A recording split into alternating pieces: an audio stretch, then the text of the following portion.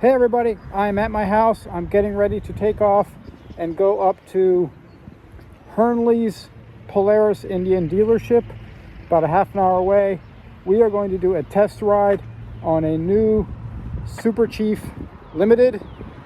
Looking forward to it. Stick around, this is going to be a fun ride. I'm going to switch over to my helmet cam and we're going to enjoy this beautiful weather. Any of you who know me or who have been following my channel probably know by now that I'm very analytical. I love researching statistics and comparing numbers, as is evident by my video history. I have a series of videos detailing the 2023 lineups of all the major motorbike manufacturers in the US. I also have a series giving the top 6 bikes in the major categories for under $10,000. I have a couple of top 5 videos as well, all of these comparing statistics and numbers and all that kind of stuff. Right up my alley. So in light of that, while I'm on my way to Hernley's Indian, let's talk about the differences between my Indian Scout and the Super Chief Limited that I'm going to be test riding. But first, just a quick note to say that if you like these videos, please subscribe to the channel. I would greatly appreciate it. Alright, back to business. My Indian Scout has a 69 cubic inch engine, which is about 1100 cc. It has 100 horsepower and 72 foot-pounds of torque, which is plenty for its 560 pounds of weight. If you watched my review of the Scout, you might remember that because of the long tank on the Scout, it's quite a stretch from the seat to the stock handlebars, so I put 14-inch ape hangers on to help with that. The Super Chief that I'm going to be riding, of course, will have stock handlebars, so I'm curious how that's going to feel. The Super Chief is a whole different animal when it comes to the engine. It only weighs about 175 pounds more than my Scout, but has a ton more power. That bike is sporting a 116 cubic inch engine because it's a limited, which is 1890 cc with 120 foot-pounds of torque. Only 80 horsepower, but with that much torque, who cares?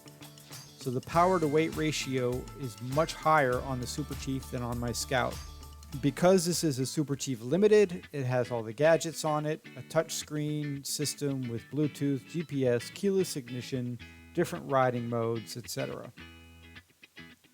Alright, so let's go in and see what's up. I'm excited for this test ride. I took a quick tour around the building just to get a feel for the bike before taking it out on the road. It definitely has a different riding triangle position, a different feel to it. On my Scout, because of the ape hangers, my hands are about mid-torso, maybe three-quarter torso, and on this bike they're much lower, down closer to my belly button. I was still sitting mostly upright, and my feet are still forward, but my arms are basically straight at about a 45-degree angle going straight down. I'm sure if I were to own the bike, I would get used to it, but honestly, I am not a fan. I don't like my hands that low with my feet in the forward position. That's not a rider triangle that I enjoy. Having said that, it does handle very well. I didn't do any hard lean angles to see just how far it leans. The amount of traffic in the area and the roads I was on didn't really give me much of an opportunity for that.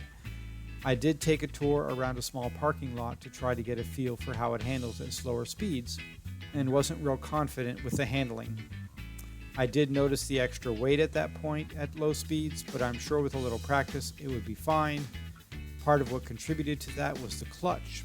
The clutch engages and disengages much farther out than my Scout does. My Scout starts to engage almost right away. The Super Chief has to be let out about halfway before it starts to engage.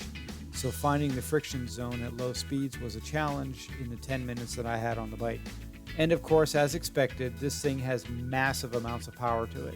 Not much to say there other than the acceleration power on this thing is crazy fun. Another item I noticed on my short ride, the air intake and the handler on the left side. My Scout does not have an air intake on the side. The air filter is under the tank. So this is a new experience for me and rather annoying, if I'll be honest. I kept rubbing my leg on this intake sticking out on the side. Again, something I would get used to if I owned the bike, but not something I enjoyed for the 15 minutes that I had on it. All right, we're going to take this back, wrap it up, and head home. So if I was in the market for an upgraded bike, would I consider this bike? Probably not. While it does have tons of power, I did not find this bike comfortable at all. I know that each bike has a different feel to it in terms of your seat and feet and hands, so I know I would get used to it, but initially I did not feel comfortable on it at all.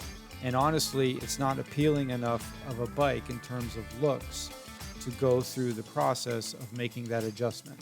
If I were to buy this bike, I would immediately be putting on at least 10-inch apes and probably adjustable clutch and front brake levers in order to make it more comfortable. This bike is basically the direct competitor to the Harley Heritage Classic. So probably for my next test ride, I'm going to go to a nearby Harley that offers test rides and ride a Heritage, assuming they have one, to compare with this. So watch out for that video. That's going to be coming up hopefully in the next couple of weeks. My schedule is a little crazy and Easter's coming, and I am getting prepped and ready for a big motorcycle trip down the Blue Ridge Parkway to the Tail of the Dragon. So that's consuming some of my time as well. The next Indian I want to try after trying the Harley Heritage is going to be the Springfield. I sat on the one they have in the showroom here, and it feels a lot more comfortable than the Super Chief to sit on. It's another 80 to 100 pounds heavier, definitely a bigger bike with a lot more presence to it. I would compare the Springfield to the Harley Road King, so that's going to be my comparison. So next is going to be the Harley Heritage Classic to compare with the Indian Super Chief. Then I want to come back here and check out the Springfield and then the Harley Road King, and we will go from there. So thanks everybody for watching.